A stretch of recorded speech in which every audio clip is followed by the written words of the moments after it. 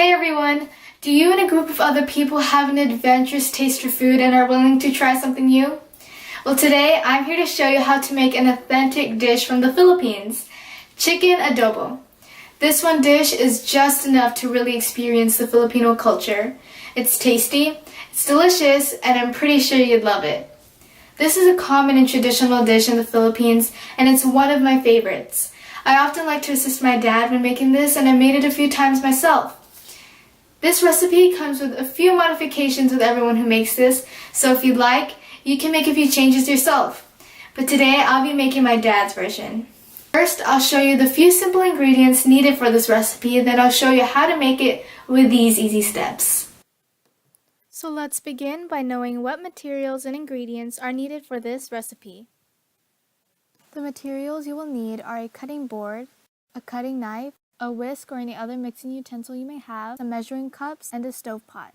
Your ingredients will be 8 skinless and boneless chicken thighs, 3/4 cup of soy sauce, 1 1/4 cup of vinegar, 5 garlic cloves, 5 bay leaves, a bit of black peppercorn, a bit of salt, and 1 cup of brown sugar. Now that we have everything we need to make this dish, let's start off by washing our hands and continuing to the first step. First, rinse your chicken thighs so they're clean and put them aside for later.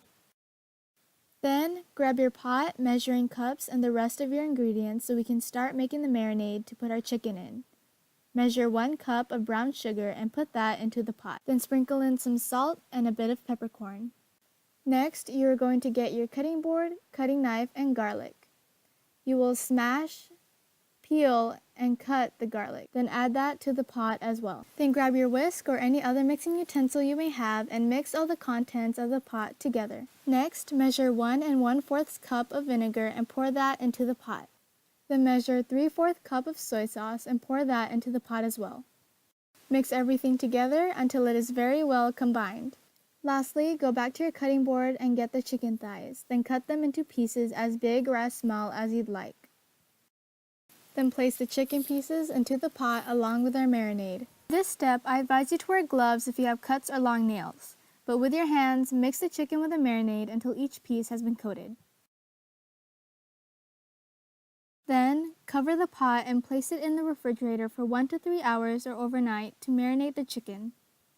After marinating, place the pot on the stove, turn on the heat to medium-high, and mix in 5 bay leaves. Then put the cover back on. Once it's been boiling for 5 minutes, remove the cover, stir a bit, and reduce the heat to medium-low and let it simmer, checking in and mixing it every now and then. You'll know when it's ready when the chicken is browned and most of the liquid has evaporated and left behind a thicker sauce.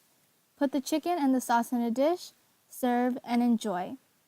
Note, do not eat the bay leaves or the peppercorn. They are there just to add flavor, and don't worry because they are not hard to pick out.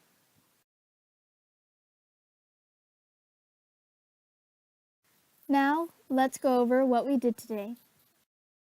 Today I showed you how to make a traditional dish from another country with a few simple ingredients and some easy steps. Thank you for watching, and I hope you try this recipe and experience another culture through food.